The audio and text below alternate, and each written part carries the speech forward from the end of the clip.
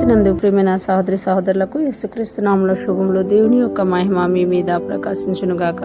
ఈరోజు దేవుడు మనకిచ్చిన మాట 20వ కీర్తన 5వ వచనం.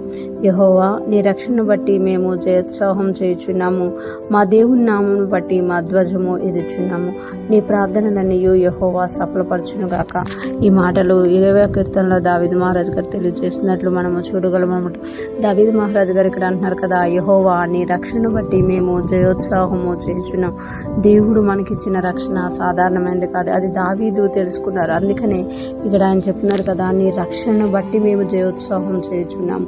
మనము కూడా దావీదునైతే దేవుడు బలుల చేత ఇచ్చిన రక్షణే, కానీ మనకైతే యేసుక్రీస్తు తన సొంత ప్రాణాన్ని ఇచ్చి మన కొరకు నలిగిపోయి ఈ రక్షణను తీసుకొచ్చారన్నమాట.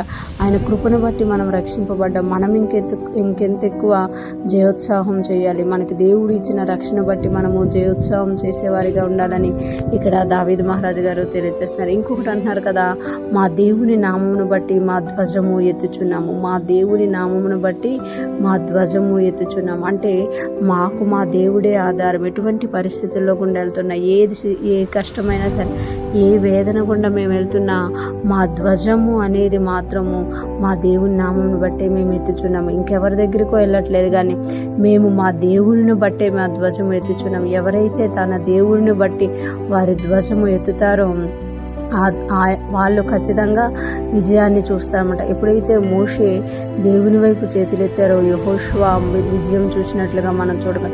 అలాగే మనము కూడా మన ధ్వజమును, మన యొక్క జెండాని మనం ఎప్పుడైతే దేవుని నామమును బట్టి ఎత్తుచున్నామో మన జీవితాల్లో కూడా గొప్ప విజయాన్ని చూస్తాము. ఇక్కడ అంటున్నారు కదా, నీ ప్రార్థనలన్నీ యెహోవా సఫలపరచునుగాక.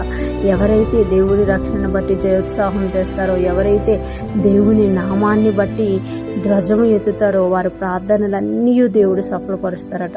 నీ ప్రార్థనలన్నీ యెహోవా సఫలపరచునుగాక అంటే 1-2 కాదండి, అన్ని ప్రార్థనలను దేవుడు సఫలపరుస్తారన్నమాట. ఎవరైతే దేవుడిచ్చిన రక్షణ బట్టి ఆనందిస్తూ ఉంటారో, జయోత్సాహం చేస్తూ ఉంటారో, వాళ్ళు మాత్రమే దేవుని నామాన్ని బట్టి ధ్వజాన్ని ఎత్తగలుగుతారు. ఎవరైతే దేవుని నామాన్ని బట్టి ధ్వజం ఎత్తగలుగుతున్నారో వాళ్ళ ప్రార్థనలన్నిటికీ జవాబును చూడగలుగుతారు. ఈరోజు ఫ్రెష్ మనం వింటున్న ప్రతి ఒక్కరూ జ్ఞాపకం చేసుకోవాలి, యేసుక్రీస్తు ద్వారా రక్షింపబడిన మనము ఆయన రక్షణను బట్టి ఆనందగానం చేస్తున్నామా, లేకపోతే ఎందుకు రక్షింపబడ్డాము, ఈ కష్టాలేటి, ఈ బాధలేటి, నా పోరాటాలేటి అని ఆలోచిస్తున్నామా? ఈరోజు ఆయన రక్షణ బట్టి మనం ఆనందిస్తే మన కష్టాల్లో మనం ఆయన వైపు చూసి ఆయన యొక్క నామమును బట్టి మన జెండాని, మన ధ్వజమును ఎత్తుతామన్నమాట.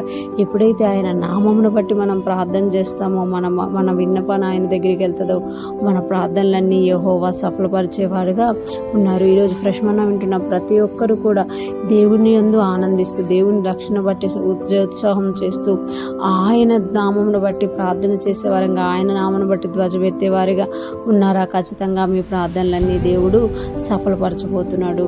దేవుని కృప మనందరికీ తోడయుండి నడిపించునుగాక. ఆమేన్.